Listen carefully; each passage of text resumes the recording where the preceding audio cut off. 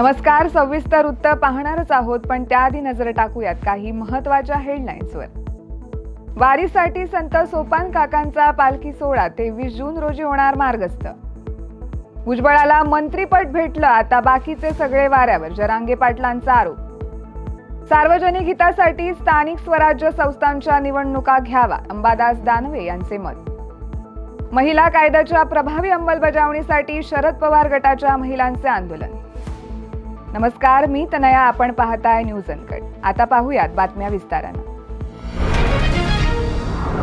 आषाढी वारीसाठी जाणाऱ्या संत सोपान काका पालखी सोहळ्याची तयारी आता पूर्ण झाली असून संत सोपान काका पालखी सोहळा समितीच्या वतीनं त्याचे वेळापत्रक जाहीर करण्यात आले. सोहळ्यातील प्रवासादरम्यान पालखीचे 12 मुक्काम होणार आहेत, तर 13वा मुक्काम पंढरपूरमध्ये होणार आहे. 2 गोल रिंगण आणि 2 उभे रिंगण या सोहळ्यादरम्यान होणार असल्याची माहिती चोपदार सिद्धेश महाराज शिंदे यांनी माध्यमांना दिली आहे. यावेळी त्यांनी सोहळ्यामध्ये दिल्या जाणाऱ्या सुविधांबाबत नाराजी व्यक्त केली आहे. श्री संत सोपान महाराजांच्या सोहळ्यामध्ये शासनातर्फे टॉयलेट पुरवले जातात, आरोग्य अधिकारी असतात, टँकर पुरवले जातात. परंतु गेल्या वर्षी जे काही अडचणी आम्हाला आलेल्या आहेत त्यात प्रामुख्याने एक की शासनाने वारकऱ्यांची सोय व्हावी म्हणूनच रस्त्याची मोठ्या प्रमाणात कामे चालू केलेली आहेत. या कामं करत असताना मोठ्या प्रमाणात झाडे काढली गेली आहेत. त्याच्यामुळे थोडीशी सावलीची व्यवस्था कमतरता किंवा निवाऱ्याची कमतरता जाणवत आहे. आणि गेल्या वर्षी ही रस्त्यांची कामे होत असताना साईड पट्ट्या भरल्या गेलेल्या नव्हत्या. तर यावर्षी आम्ही शासनाला विनंती करतो की आमच्या पालखी मार्गात म्हणजे सासवड ते पंढरपूरपर्यंत साईड पट्ट्या किंवा भराव भरून त्याची व्यवस्थित दुरुस्ती केली तर विसाव्या दरम्यान वारकऱ्यांना तेथे व्यवस्थित बसता येईल किंवा मार्गस्थ होत असताना त्रास होणार नाही. राज्यात वाद हा फक्त छगन भुजबळमुळे चाललाय अशी प्रतिक्रिया मराठा आंदोलक मनोज जरांगे यांनी दिली आहे. छगन भुजबळ या पदाचा भुकेला माणूस असून त्याला मंत्रीपद भेटलंय, आता बाकीचे सगळे वाऱ्यावर सुटणार असं म्हणत भुजबळाला खत पाणी घालणारा देवेंद्र फडणवीस आहे असा आरोप जरांगे यांनी केलाय.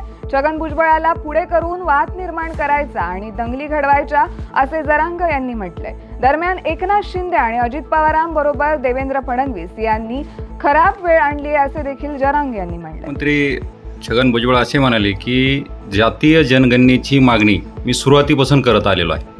त्याला काय श्रेय घ्यायची सवय लागलेली पहिल्यापासून. ओबीसीचे दुसरे मोठे लीडर आहेत, त्यांच्या त्या मागण्या होत्या, पण त्याला सवयची म्हणून आता ओबीसीनं तरी सावध होणं गरजेचं आहे.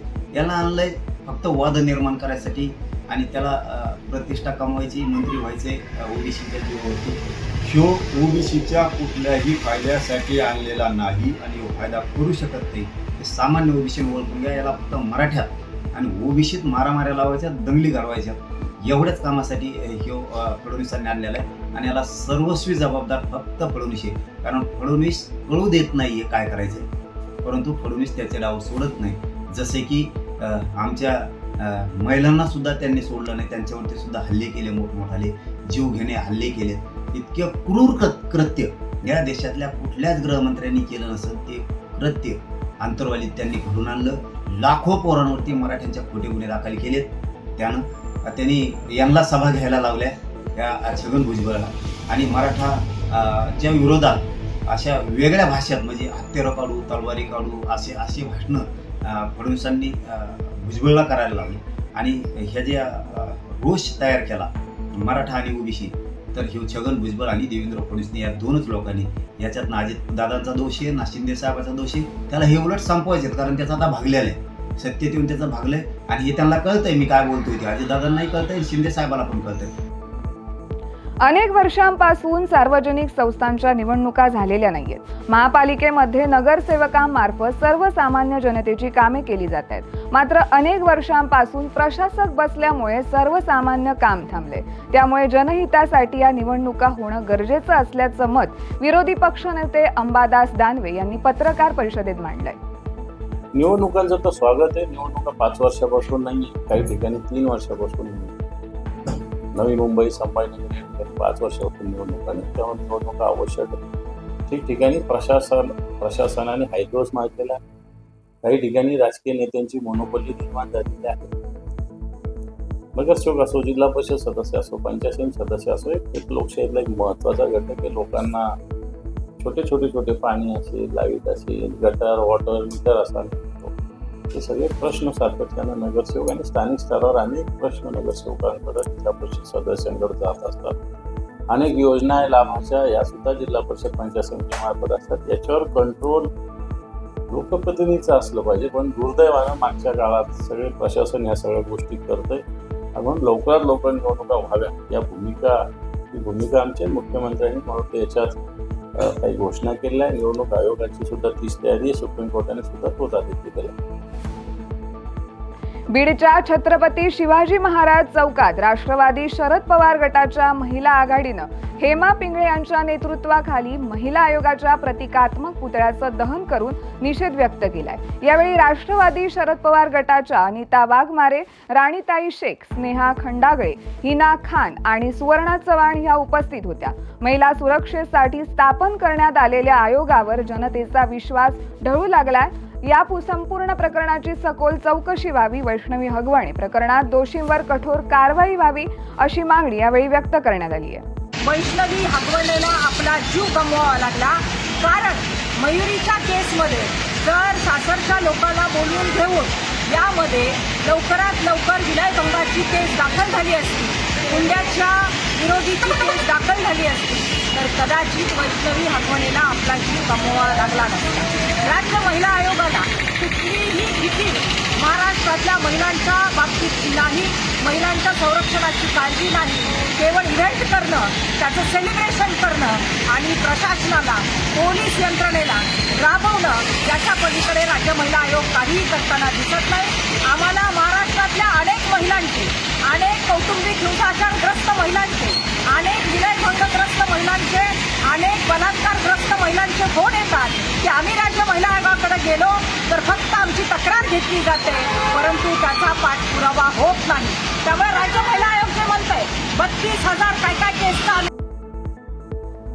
बीड तालुक्यातील वंजारवाडीतील एका कुटुंबावर शेकडो लोकांनी मिळून जीवघेणा हल्ला केला असून जखमी कुटुंबावर बीडच्या जिल्हा रुग्णालयात उपचार सुरू आहेत. वंजारवाडी येथे सार्वजनिक झाडे लावण्याचा उपक्रम सुरू होता, मात्र सदरील कुटुंब हे नातेवाईकाच्या लग्नाला बाहेरगावी गेले असल्यानं उपक्रमात सहभागी झाले नव्हते. त्यामुळे त्यांना 1,000 रुपये दंड मागण्यात आला होता. यावरून वाद झाल्यानंतर कुटुंबाला जबर मारहाण करण्यात आली आहे. तर मी एक्समॅन तांदळे कुंडलिक साहेबराव, गाव माझं वंजारवाडी, तालुका जिल्हा बीड.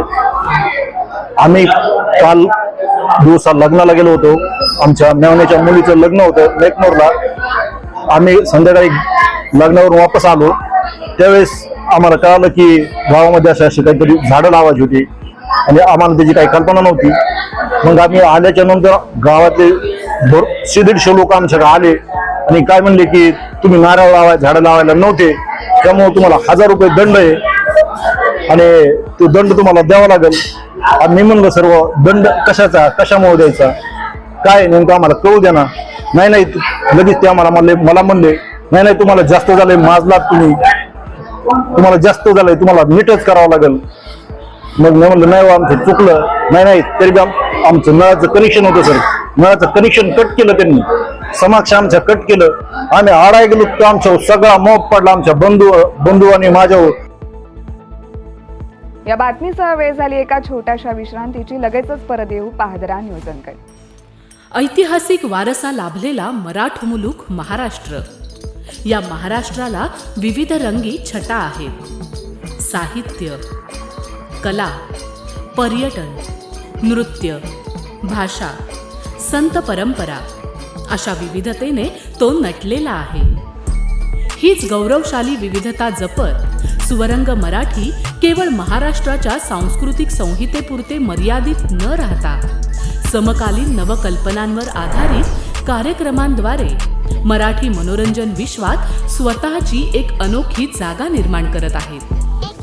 मराठी मनोरंजन क्षेत्रातील उत्तम दिग्दर्शक, लेखक आणि निर्मात्यांच्या प्रतिभेचा पुरेपूर वापर करून मनोरंजनाचा आगळा वेगळा रंग उधळण्यास आम्ही सज्ज आहोत. स्वरंग मराठीचे उद्दिष्ट मराठी मनोरंजन क्षेत्रामध्ये मनोरंजनाची वहिवाट सोडून, रूढीवादी पद्धती तोडून मनोरंजनाचा समृद्ध अनुभव प्रदान करून देण्याचा आहे. म्हणूनच यात विविध पद्धतीचे मनोरंजक आणि माहितीपूर्ण कार्यक्रम स्वरंग मराठीवर बघता येतील. शेवटी एकच, धकाधकीच्या जीवनात धांगडधिंगा करण्यापेक्षा बसूया, हसूया, गाऊया, जगूया. नाती गोती श्रावण मोती गावामधले जीवंत रंग. नाती गोती श्रावण मोती गावामधले जीवंत रंग. चला जोडूया, चला पाहूया, जशी संस्कृती तसा स्वरंग. बातमीपत्रात पुन्हा एकदा स्वागत. पाहूयात उर्वरित घडामोडी. पुण्यातील बावधनमध्ये असणाऱ्या आर्यन्स मीडिया हाऊसच्या आवारात दुर्मिळ राओर चेस्टेस घाटेई हा झुडूप बेडूक आढळलाय.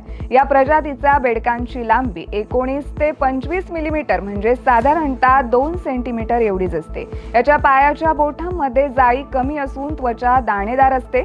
या बेडकातील नरांच्या पाठीवर तपकिरी रंगाचा गडद टिपका असून पाठीच्या मध्यभागी काळी पट्टी असते. ही प्रजाती 2013ला सरपटणाऱ्या जीवांवर संशोधन करणाऱ्या डॉक्टर H.V. घाटे यांनी शोधली आहे. त्यामुळे त्यांच्या नावावरून या प्रजातीला घाटेई हे नाव देण्यात आलंय. महाराष्ट्र राज्यातील उत्तर पश्चिम घाटात यांचा अधिवास आढळतोय.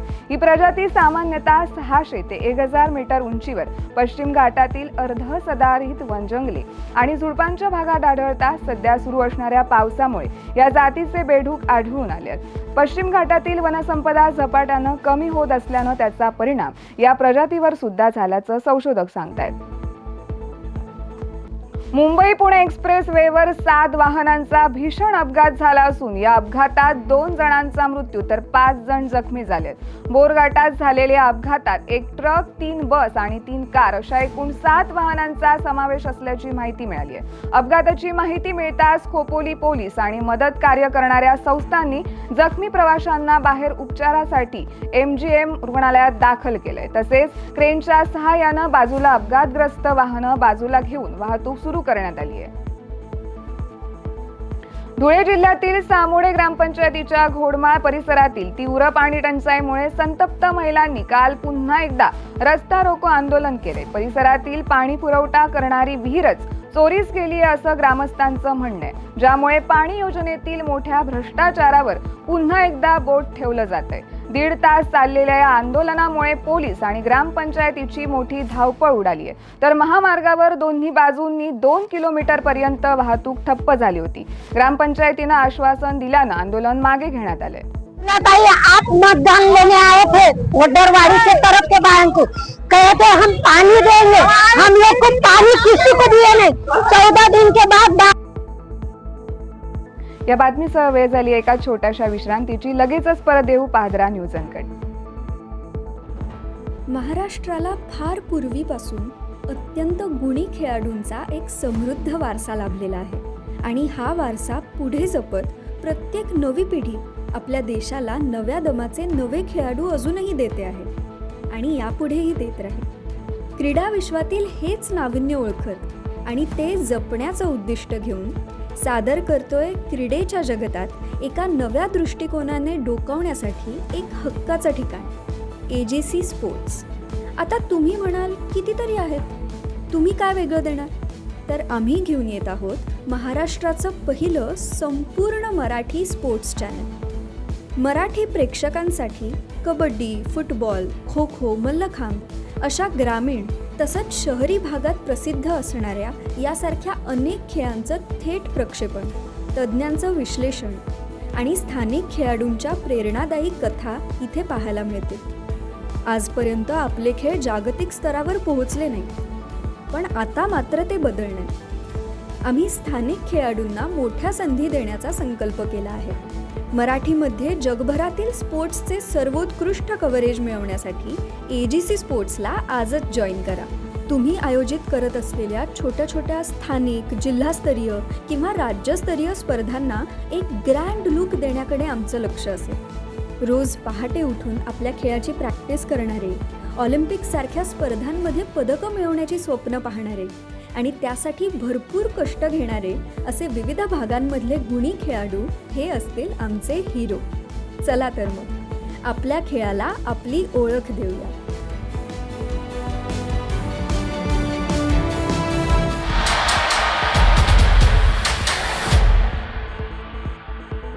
बातमीपत्रात पुन्हा एकदा स्वागत. पाहुयात उर्वरित घडामोडी. भारतीय जनता पार्टीचे जिल्हाध्यक्ष आशू गोंडाने यांच्या नेतृत्वात भंडाऱ्याचे मुख्याधिकारी चव्हाण यांना शहरातील समस्यांबाबत निवेदन देण्यात आले. भंडारा शहरामध्ये नगरो उत्तांथ योजनेअंतर्गत सुरू असलेली पाणी पुरवठा योजना लवकरात लवकर पूर्ण करण्यात यावी, पावसाळ्यापूर्वी सर्व रस्त्यांची दुरुस्ती करण्यात यावी यासह अनेक विषयांवर निवेदन देण्यात आले. कार्यालयीन सुधारणा विशेष मोहिमेमध्ये जालना येथील जिल्हा कौशल्य विकास, रोजगार व उद्योजकता मार्गदर्शन केंद्र राज्यस्तरावर प्रथम आलंय. महाराष्ट्र शासनानं क्षेत्रीय कार्यालयातील सुधारणा कार्यक्रमाच्या 100 दिवसीय कार्यक्रमांतर्गत राज्यातील सर्व विभागातील जिल्हास्तरीय क्षेत्रीय कार्यालयाच्या कामकाजाचे मूल्यमापन केलं होतं. या मूल्यमापनामध्ये जालना जिल्हा कौशल्य विकास, रोजगार व उद्योजकता मार्गदर्शन केंद्रानं राज्यात प्रथम क्रमांक प्राप्त केलाय. मला स्टंटबाजी करायचीच असती तर मी वाल्मिक कराडचाच एन्काउंटर केला असता असा आरोप पोलीस सेवेतून बडतर्फ केलेले पोलीस उपनिरीक्षक रणजित कासले यांनी केलाय. ते व्हिडिओच्या माध्यमातून बोलत होते. ते म्हणाले की मला जेव्हा पोलीस सेवेतून बडतर्फ केलं तेव्हा अनेक लोकांनी स्टंटबाजीमुळे नोकरी गेली असे म्हटलंय, पण मला स्टंटबाजी करायची असती तर मी वाल्मिक कराडचाच एन्काउंटर केला असता असा खळबळजनक दावा बडतर्फ पोलीस उपनिरीक्षक रणजित कासले यांनी व्हिडिओच्या माध्यमातून केला. गुड मॉर्निंग सगळ्यांना, नमस्कार. आणि हा माझा पहिला व्हिडिओ आहे. माझा मायबाप जनता सोशल मीडिया, सगळे गद्दार निघाले पण माझी मायबाप जनता माझ्यासोबत आहे, कायम आहे आणि कायम राहणार.